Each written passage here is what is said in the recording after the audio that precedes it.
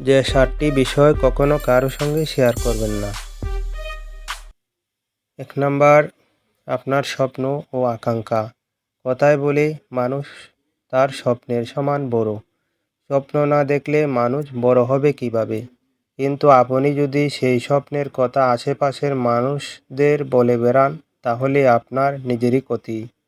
নিজের কথা যাদের বলবেন তাদের হয়তো নিজেদের উপরই অতটা বিশ্বাস নেই।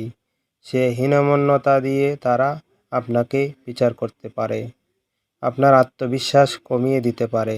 তাছাড়া সব স্বপ্ন তো আর পূরণ হবে না, এটাই স্বাভাবিক।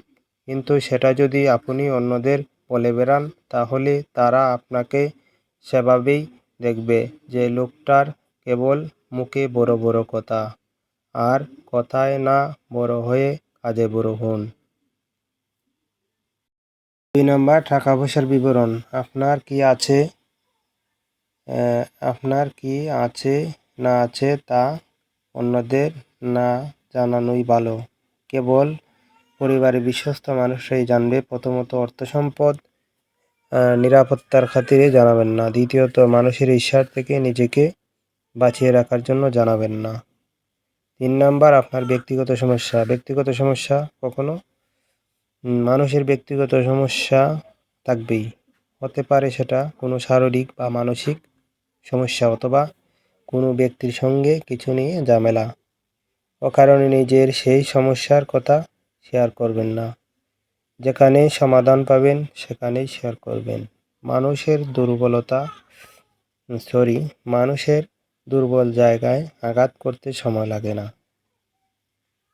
4 নাম্বার, আপনার ধর্মবিশ্বাস ও আধ্যাত্মিক বিশ্বাস।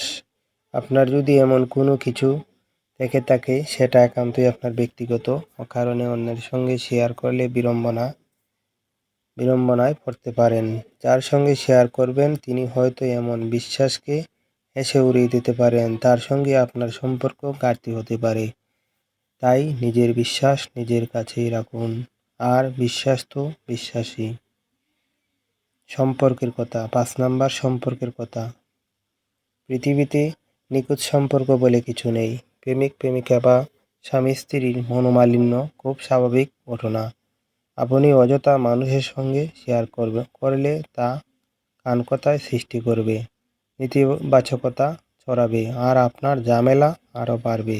বরং আপনজন বা বিশ্বস্ত বন্ধু বান্ধবের সাহায্য নিন, প্রয়োজনে বিশেষজ্ঞের সাহায্য নিন। 6 নাম্বার, গোপন অতীত বা গোপন কথা। সব কথা কখনো কাউকে বলবেন না।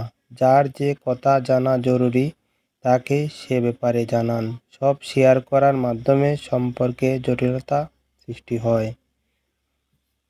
7 নাম্বার, স্বাস্থ্যের অবস্থা।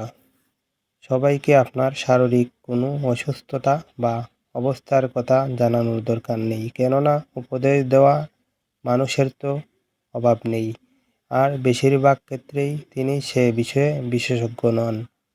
তাই এতে করে আপনি দ্বিধাগ্রস্ত হয়ে যেতে পারেন, আপনার উদ্বেগ আরও বাড়তে পারে।